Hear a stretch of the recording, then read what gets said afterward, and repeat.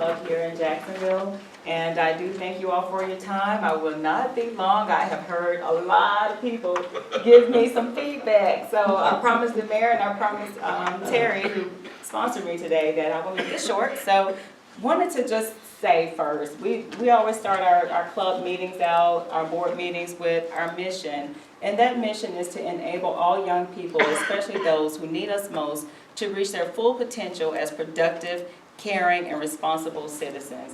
And so we live by that, we believe in that, and we pledge that to our parents and to our students every single day. Just a little bit about us. I know some of you all know what we do, but just want to make sure that you do understand that we are a nonprofit organization. That means that we are 501c3 certified. So anything that we do, any funding that we receive is through grants, through fundraising efforts that we do on a consistent basis, as well as individual contribution and endowments. This is just a brief of our board of directors and some of our advisory members. Our team, you'll see our team here located and indicated here on the screen. Just one quick note, I am looking for a van driver, part-time, seasonal, for after school to help us out. So if you know of anyone looking for something to do, maybe someone retired with a good driving record, they have to pass my background check as well.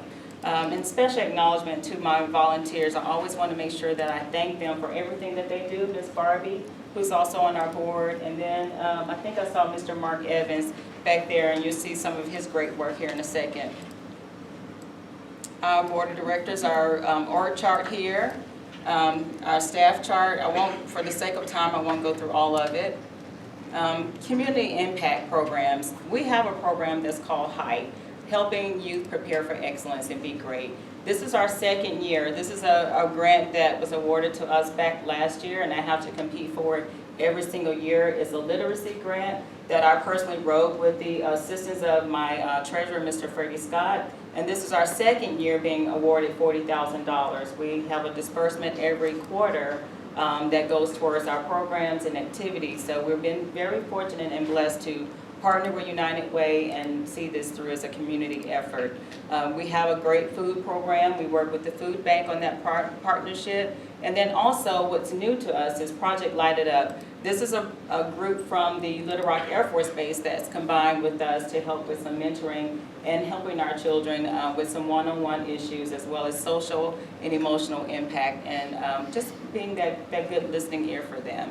And then we also have our outreach program. I also go out into the schools and I mentor to the middle school kids. I have a group of young ladies also at Biomeda that I work with, and then working my way into some of the other schools. So outreach is just as important as what we do in the club, and it's also important what we do outside of the club. Right now, these are our membership numbers for our after-school program, and I apologize, it's a little small, but right now, as far as our after-school program, we have 91 children enrolled into our program. 74 of them are African American, Caucasian 12, multiracial we have 5. And anyone that wants more information, I'll be glad to share these stats with you. All of our parents, or most of our parents should I say, the majority, we're about at a 95% percentile as far as low-income families, single households as well. And all of our kids, because of the school district, do receive free and reduced lunch throughout the school system. Now, our summertime numbers were pretty extravagant. We had 140 students during the summertime. What's so great about the summer, even though we only have 9 weeks, we have an opportunity not just to talk to our and intermingle with our kids in Jacksonville, but we actually have kids that come from Sherwood, North Little Rock, BB. We've had kids come from everywhere to be a part of our organization. And so that was a great pleasure to us to be able to mentor and rear some of the other children that we don't have a chance of seeing during the after school time. So that was a great experience for us. And this is just a picture of some of our great babies, our Project Light It Up group, the new van that we received, and I'll talk a little bit about that down the road. As far as our revenue and expenses, right now as of September 30th, our revenue is at $115,000 and our expenses currently are at $83,000. some of the things that we're seeing as far as our barriers and our constraints are, of course, the facility. We're celebrating 50 years of service in that building, and it shows.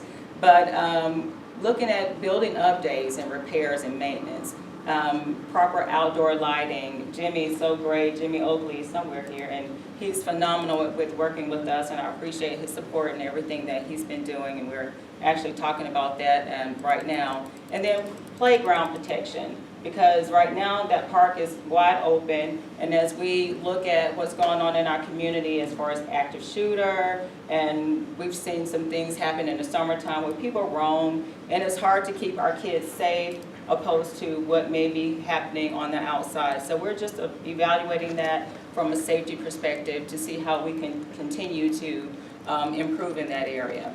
Transportation, you just saw that we have a new van. We were fortunate about a month and a half ago, we had a problem with our older van, a 1989 van, and we were blessed by one of our club members that participated in the club years ago, and he called me and he wanted to know how he could help. And so he helped us to secure a van for the club. So very fortunate to have that in our midst now. And then our infrastructure.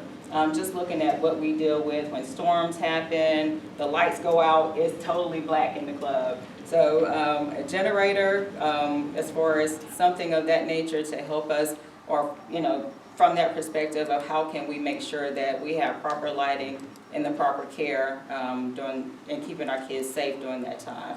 And then IT support, any type of major issues that we have. And we've seen things that happen when our phone lines go down, what is the next resort with that? So putting in mind our safety plan, and we're actually in the midst of getting ready to evaluate that for the year. Milestones of accomplishments, I'll keep it short because I'm running out of time. But No, we're you're getting, 7 minutes. I'm 7 minutes, Ms. Barber, you're supposed to be my timer. So we're getting ready for our 50th anniversary. This is celebrating the accomplishments and what we've done in the club as well as in the community. And so we have Danielle Musselman, who is the head coach's wife of the Razorbacks basketball team, men's basketball team. She will be here to help us celebrate on that day, December 20th, here in Jacksonville at the Community Center. And these are some of the other accomplishments that we've had.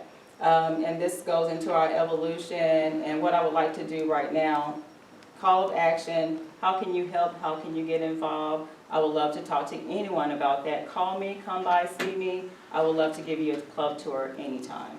At this time, I'm going to go ahead and show you what we've been working so hard for and we continue to work hard with. And I do want to say thank you to the AP Commission. I met with them on Monday evening, and they're helping as far as supporting us with some of the media advertisement. And I want to also just thank the mayor and everyone for their continued support of the club. So,